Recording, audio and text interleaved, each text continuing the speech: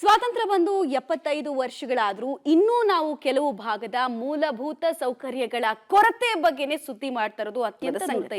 ನೋಡಿ, ಈ ಭಾಗದಲ್ಲಿ ಏನಾಗಿದೆ ಅಂತ ಹೇಳ್ಬಿಡ್ತೀವಿ. ಒಂದು, ವಿದ್ಯುತ್ ಸಂಪರ್ಕ ಇಲ್ಲದೆ ಜನ ಇಲ್ಲಿ ಪರಿತಪ್ಪಿಸ್ತಾ ಇದ್ದಾರೆ.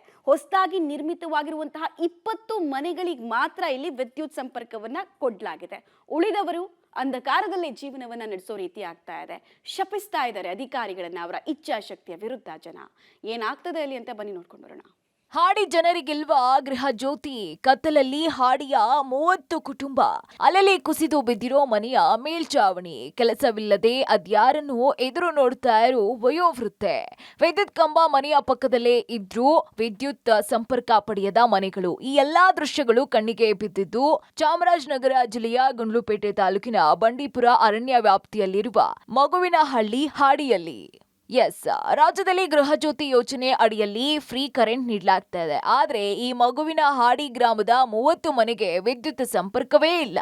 ಈಗಲೂ ಕೂಡ ಕತ್ತಲಲ್ಲೇ ಕಾಲ ಕಳೆಯುವಂತಹ ಪರಿಸ್ಥಿತಿಯಲ್ಲಿ ಈ ಬುಡಕಟ್ಟು ಸಮುದಾಯದವರಿದ್ದಾರೆ. ದುರಂತ ಅಂದ್ರೆ ಮನೆ ಪಕ್ಕದಲ್ಲೇ ವಿದ್ಯುತ್ ಕಂಬಗಳಿದ್ರು ಮನೆಗಳಿಗೆ ಮಾತ್ರ ವಿದ್ಯುತ್ ಸಂಪರ್ಕ ಇಲ್ಲ. ಮಗುವಿನಹಳ್ಳಿ ಅಂತ ಹಾಡಿ ಸರ್, ಮಗುವಿನಹಳ್ಳಿ ಅಂತ ಹಾಡಿ 35 ಕುಟುಂಬ ಇದ್ದಾರೆ.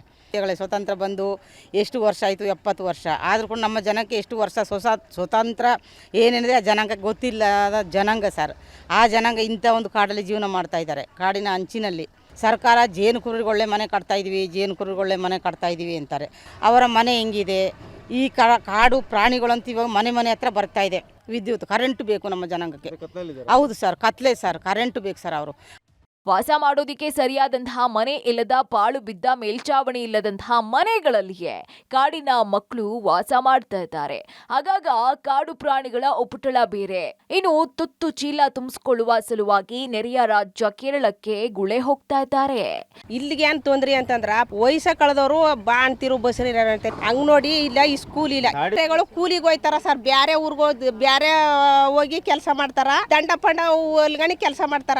ಆದ್ರೂ ಬಸ್ ಇಲ್ಲ, ರೋಡ್ ಇಲ್ಲ. ಇಷ್ಟೊಂದು ಸಮಸ್ಯೆ. ಆಮೇಲೆ ಇನ್ನೂ ಸ್ವಲ್ಪ ಮನಗಳಾಗಬೇಕು ಇಲ್ಲಿಗ.